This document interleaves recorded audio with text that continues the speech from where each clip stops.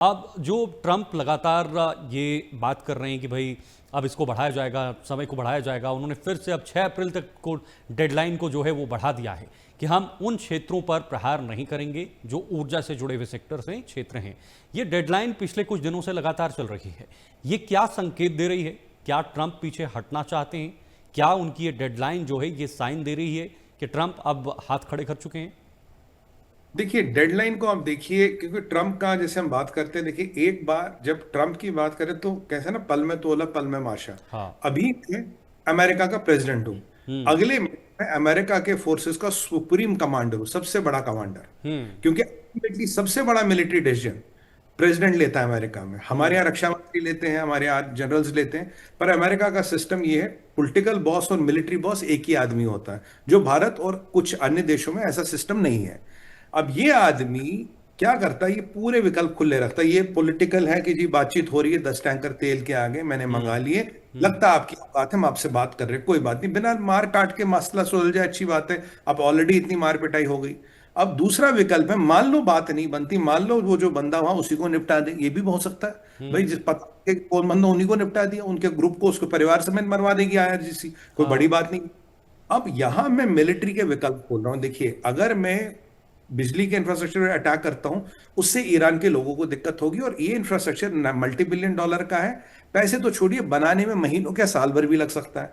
अब हम्म। किसी देश में अगर साल भर तक बिजली गुल हो, आप सोचिए उस देश का क्या होगा। आज के टाइम में, गर्मी का टाइम है, मतलब हर परिस्थिति आए, लिफ्ट नहीं चलेंगे, आपके कारखाने नहीं चलेंगे, बहुत बड़ा विनाश होगा। बट बिल्कुल। ये मेरा ऑप्शन है। अब मैं क्या कर रहा हूं जी, देखिए आज मैंने 10,000 और ट्रूप मोबिलाइज कर दिए हैं। हम्म। मैं 10,000 और ग्राउंड ट्रूप्स को मिडिल ईस्ट मोबिलाइज कर रहा हूं। बिल्कुल। मैंने अपने जो मेरे साथी हैं उनके साथ मैंने एक वार्तालाप की, भाई मुझे एक आखिरी और डिसाइसिव ब्लो, यानी कि एक आखिरी हथौड़ा मारना है, इस सारे मसला को खत्म करना है। तो मेरे एक हाथ में तो डिस्कशन लेके चल रहा हूं मैं, नेगोशिएशन, टैंकर वाली बात। यहां मैं मेरे मिलिट्री वाले जितने ऑप्शंस हैं उन पे मैं बात कर रहा हूं। अगर बात नहीं बनती, भाई पहले बात फिर मुलाकात, नहीं तो लात। तो अगर बात से नहीं बनती तो फिर लात कैसे मारे, तो उसकी उसकी व्यवस्था की जा रही है। अब हम्म। उसके लिए देखिए, अब यूएई भी कह रहा, खुल के आ गया कि जी मुझे लड़ना है।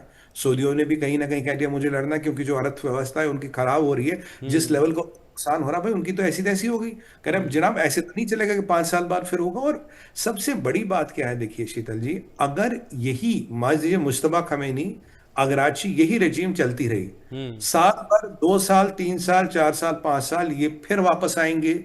ये आपकी बार हो सकता है बम लेके आए, क्योंकि ईरान में इस रिजीम के अंदर जो बातें चल रही है, कह रहा है भैया बात सब कुछ गया ऐसे तैसे, अब बैलिस्टिक मिसाइल्स नहीं इंटरेस्टेड है, ड्रोन में हमें इंटरेस्ट नहीं है, कहीं से या तो न्यूक्लियर बम बनाओ या खरीदो। अब खरीदने के लिए दो जगह हैं, एक हाँ। तो चाइना, वो ना दे, पर ये जिहादी पाकिस्तानी न्यूक्लियर हम्म। बम बेचने के लिए तो तैयार है। हम्म। मुशर्रफ, मुल्ला मुनीर गया तो था एक बार न्यूक्लियर बम बेचने, एक बिल्कुल। खबर भी है, 3-3 बिलियन में सौदा कराया था सऊदी हाँ। और ईरान, पर वो मोसाद ने उसकी वो प्रोग्राम कैंसिल कर दिया। पर अगर ये मानसिकता है, अब तो मान लीजिए इनके पास न्यूक्लियर बम आ गया, और इसराइल जो है मेरे भाई, एक बम की कंट्री है, एक बम भी हम्म। डाल दो पूरा इसराइल खराब हो। जितने मिडिल ईस्ट के देश है, कोई हम्म। आधे बम में जाएगा, कोई एक बम में जाएगा, कोई 1.5 बम में जाएगा। यानी हम्म। कि अगर आप ईरान की प्लानिंग देखिए, जो 10-11 बम का इनके पास रॉ मटेरियल पड़ा था, उससे पूरे मिडिल ईस्ट और ईरान को इसराइल को खत्म करने की व्यवस्था है।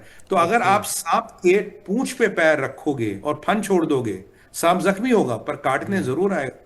अगर अब हिसाब किताब करना तो फन काटना पड़ेगा। अब बिल्कुल। पूंछ पे आपने पैर रखी थी साहब, या तो पूंछ पे पैर नहीं रखते, तब हम्म। तो चलो वो अपने रास्ते जाता, आपने पूंछ पे पैर रख दिया। अब हम्म। सांप को पता आप दुश्मन हो, जख्मी करके छोड़ोगे, काटने आएगा। हम्म। इसीलिए ट्रंप के पास इस युद्ध से भागने का व्यवस्था नहीं है। वो चाहे भी ना आज के डेट में भागूं, ओके। व्यवस्था नहीं। परिस्थितियां और भयंकर होंगी, और हम्म। अमेरिका पर भी बहुत बड़ा अटैक हो सकता है।